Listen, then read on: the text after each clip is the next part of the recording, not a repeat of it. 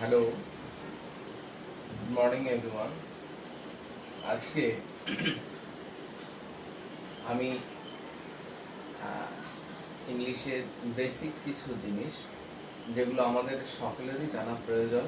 Even day by day we have to improve our English for not only anythings but the basically competitive exam.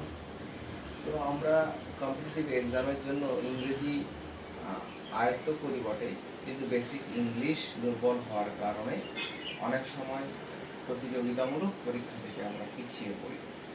তো বেশি কথা না বাড়িয়ে আমার কিছু কিছু ছোট ছোট ভিডিওর মাধ্যমে সেগুলো যদি কারো উপকারে লাগে, হেল্প লাগে, তাহলে আমি নিজেকে ধরে নেব।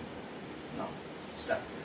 So first of all, basic English start with when uh, we are discussing the topic about sentence.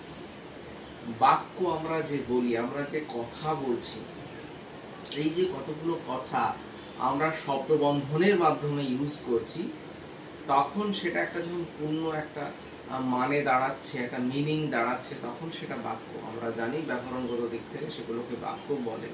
তো ইংরেজিতেও তাই, হ্যাঁ, গ্রুপ অফ ওয়ার্ডস। ইভেন এখানে একটা কিছু বলার দরকার।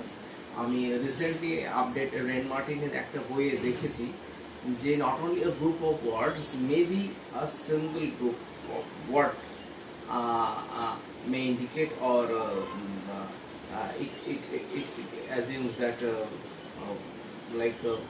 understanding the whole meaning. Suppose আমরা বলি চলো, তো এই চলো, এই একটা শব্দ বন্ধনের গ্রুপ অফ ওয়ার্ড, এই একটা শব্দের মধ্যে কিন্তু একটা ছোট্ট একটা বাক্য কিন্তু বর্তমান আধুনিকে সেগুলোকে ধরে। তো সেদিকে আমি অত ডিটেলসে যাব না, আমি বেসিকে যাচ্ছি। তো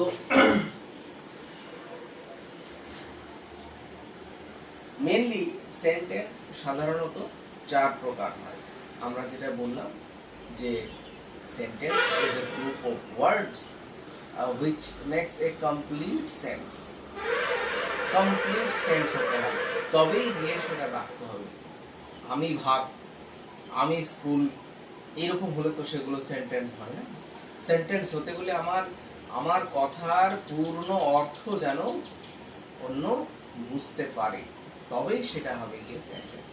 So that is why in definition, when a group of words make a complete sentence,